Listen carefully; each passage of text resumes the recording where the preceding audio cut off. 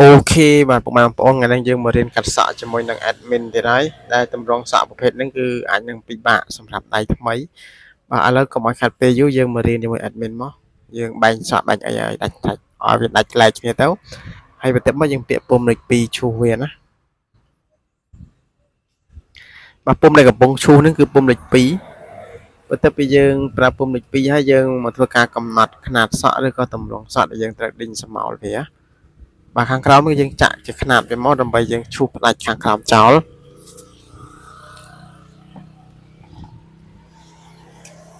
ឃើញអត់ផ្ដាច់ពីខាងក្រោមវាចោលអស់មកហើយយើងជៀនវាបន្ថែមជាមួយនឹងគ្រឿងរំលីងណាអូខេការងារបន្តគឺលេខ0ប៉ុន្តែយើងសេរីថ្មិញវាណាឲ្យវាខ្លាយទៅជា0.5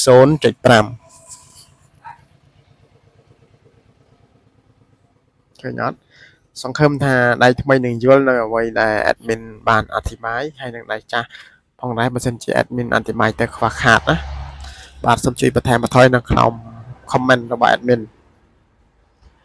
យើងធ្វើការដេញវាឲ្យវារត់ស្មើគ្នាណាដើម្បីឲ្យយើងធ្វើការដេញស្រមោលទៅគឺវាស្អាត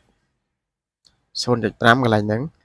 បន្ទាប់មកគឺយើងពាក់លេខ1ប៉ុន្តែយើងសេរីថ្មិញដែរយើងឈូសតឡើងទៅលើមួយតង់ទៀតខាងក្រោម0.ច្រឡំបាត់ខាងក្រោមលេខ2បាទអធិស្ឋានបាទខាងក្រោមលេខ2យើងអត់ឈូសឲ្យដល់លេខ2ទេណាលេខ1សេរីថ្មិញហ្នឹងណាបាទបើសិនជាយើងយល់នៅចំណុចនីមួយៗនៃការតែងស្រមោលគឺវានឹងធ្វើឲ្យយើងកាត់សក់ងាយណាបន្ទាប់មកគឺយើងពាក់លេខ1កន្លះយើងឈូសតពីកន្លែង1សេរីថ្មិញមិញហ្នឹងដើម្បីទៅភ្ជាប់នៅចំណុចលេខ2ណាអាហ្នឹងគឺជាការដេញស្រមោលសក់បានន័យថាវែងខាងលើបន្ទាប់មកគឺវាដេញតាមຂະຫນាតមកវិញណាហ្នឹងហើយសង្ឃឹមថាយល់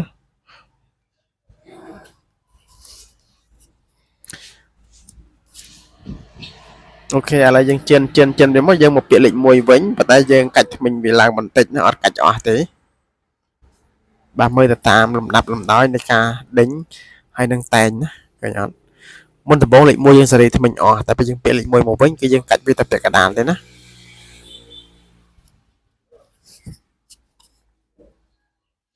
បន្ទាប់មកគឺលេខ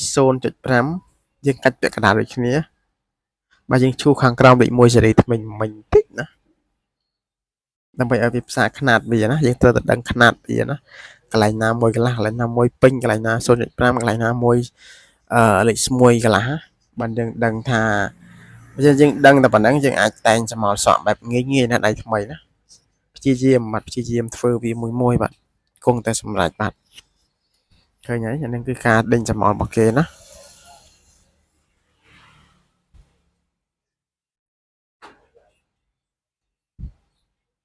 ឥឡូវចាប់ផ្ដើមចេញតម្រងស្រមោលសក់ស៊ីគ្នាហើយ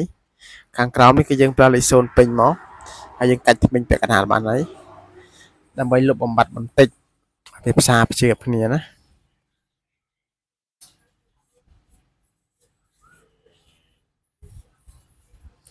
អានេះស្នាមចាក់ជាមួយនឹងម៉ូទ័រជ្រាបនេះយើងប្រើលេខ0ពេញទៅវានឹងដាច់បាត់ហើយ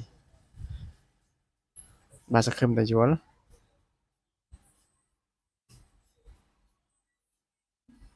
ឃើញអត់វានឹងចាប់ផ្ដើមបំបត្តិស្នាមកលាក់ហើយបាទនេះ0ពេញមកយើងប្រើជ្រុងវាចោះវាណា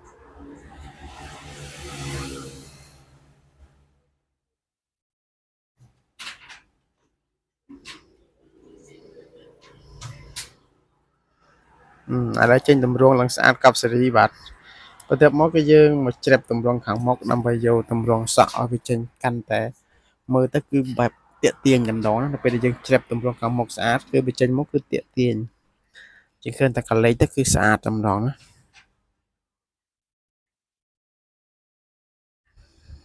បាទនេះរបៀបជ្រាបណាឃើញអត់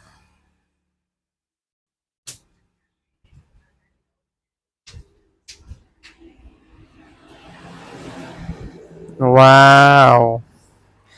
បាទជ្រាបបានស្អាតមែនទែនបាទចេញតម្រងមកឡើងលយហើយយើងចាស់នៅចំណុចណាក្រាស់បន្តិចមក the best បាទម៉ូតសក់នេះគឺពិតជាល្អមែនទែនហើយស្អាតស័ក្តិសមសម្រាប់អ្នកដែលកាត់ឆ្លាញ់ម៉ូតសក់និង style សក់ប្រភេទហ្នឹងណាបាទអរគុណច្រើនវីដេអូនេះគឺមានតែប៉ុណ្្នឹងឯងបាទ